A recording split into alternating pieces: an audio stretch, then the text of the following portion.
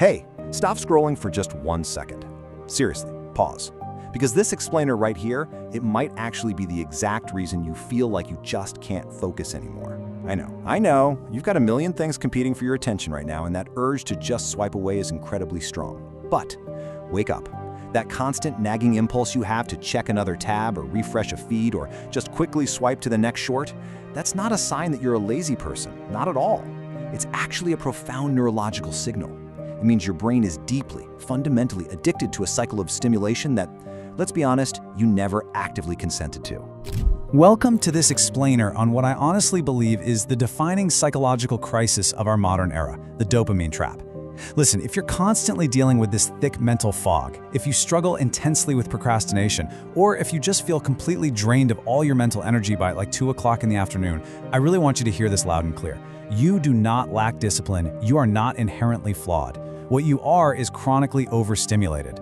Literally every single day, from the exact moment your eyes open in the dark to the moment they finally close at night. So today, we're going deep. We're going to look at the biological mechanics of exactly how your mind got trapped, and way more importantly, how you can actually reclaim it. Just think carefully about how a typical modern morning begins. You wake up, the alarm goes off, and before you even stretch or, take a deep breath, you reach over to the nightstand and grab your phone. And in that tiny fraction of a second, your reality just becomes pure distraction. Instantly, you're hit with this massive flood of unread messages, a barrage of brightly colored notifications, a few reels, and just endless auto-playing shorts. Your mind literally hasn't even had the time or a space to formulate a single original thought for the day.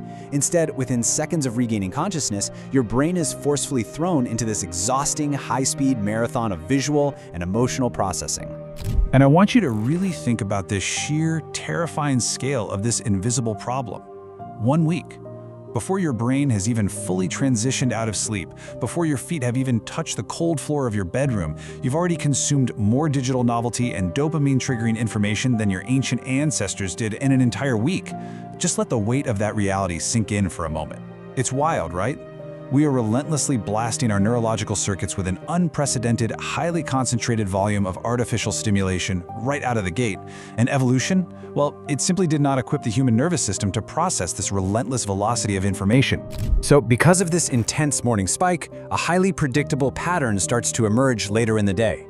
When you finally sit down at your desk to do some meaningful work, or maybe to read a complex book, or even just engage in a deep, undistracted conversation, you inevitably hit a massive, invisible wall. And in that moment of silent defeat, you end up asking yourself the ultimate question: why can't I focus? You get deeply frustrated, you beat yourself up, you wonder what's fundamentally broken inside of you, assuming it must be some deep character flaw. But to truly understand why this paralysis happens, we have to look entirely past our own self-judgment and examine the cold, underlying biological mechanics of the human brain. Now, to understand why focus feels so completely impossible, we basically have to redefine everything we think we know about our own neurochemistry. We constantly hear the word dopamine associated strictly with pleasure, right? As if it's just this simple reward chemical that makes us feel warm and happy. But the underlying truth is actually far more complex. Dopamine is, in reality, the primary neurological driver of human motivation. It's the core chemical engine that controls your drive, your desire to seek things out, and critically, your willingness to endure physical or mental friction to achieve a difficult goal. It is not the molecule of reward, it's the molecule of pursuit. So look at the absolute roadblock this biological reality builds in your daily life. Your brain is constantly weighing a choice. On one side, you have effort. Things like reading a dense chapter, working on a long-term project, or building a difficult skill. These things require a high energy investment. On the other side, though, you have easy dopamine, mindless scrolling, the instant validation of social media likes, watching rapid-fire 15-second videos. When you continuously offer your brain that frictionless, utterly unearned dopamine, you're effectively hijacking its natural reward system. You're handing your brain the ultimate neurological prize without ever making it run the race. And the psychological fallout of this constant hijacking creates massive, often totally unbearable friction in your life. Because your brain is so accustomed to receiving incredibly high levels of dopamine for absolutely zero effort, it actually alters its baseline. It begins to actively reject anything that requires real work. Suddenly, reading a simple book feels incredibly boring. Focusing on a work project feels almost physically painful. Even just sitting alone in silence and thinking, it just feels entirely exhausting. Your brain is essentially throwing a neurological tantrum because you've temporarily cut off its preferred supply of cheap, artificial motivation. But please hear this clearly. The problem is not you. If you've been struggling with deep focus, if you feel like you're constantly falling behind your own potential, you have got to stop blaming your perceived lack of willpower.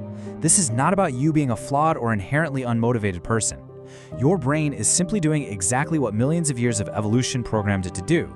It's seeking out the highest possible reward for the lowest possible calorie expenditure. You are merely operating exactly as designed. The catch is, you're doing so inside of a highly sophisticated, deeply unnatural environment. You see, you're caught inside of the system. The entire digital architecture you interact with on a daily basis is intentionally, painstakingly engineered to keep your attention captive. Every infinite scroll feature, every precisely timed push notification, every algorithm backed by supercomputers perfectly tuned to queue up just one more video. It's all meticulously, deliberately designed by thousands of the absolute smartest engineers on the planet. This system is silently A/B testing your primal instincts, training your brain minute by minute to consistently choose easy, empty dopamine over any form of meaningful, fulfilling action. And slowly, day by day, micro-habit by micro-habit, you just lose control. You start experiencing things like phantom vibration syndrome, right? Where you feel your phone buzzing in your pocket even when it isn't there because your nervous system is just hyper-vigilant for that next hit. You find yourself unlocking your screen and opening an app without even realizing you made the conscious decision to do it. You look up from your brightly lit screen and an entire hour of your life has simply evaporated.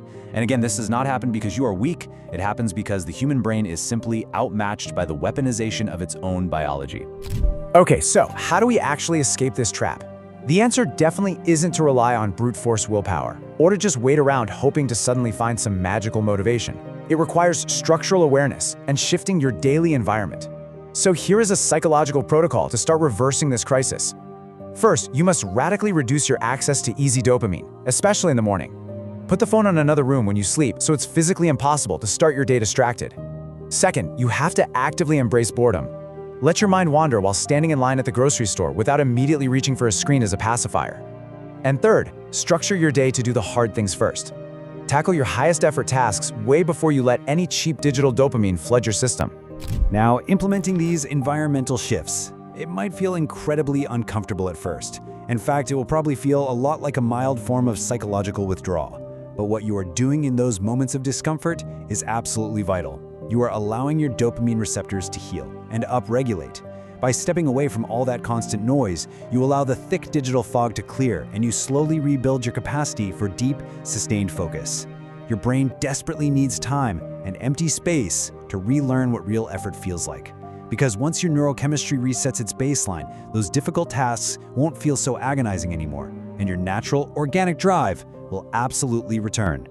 The exact moment you stop endlessly chasing that frictionless dopamine loop is the exact moment your actual life begins again. Real satisfaction lies on the other side of effort, not at the bottom of a social media feed.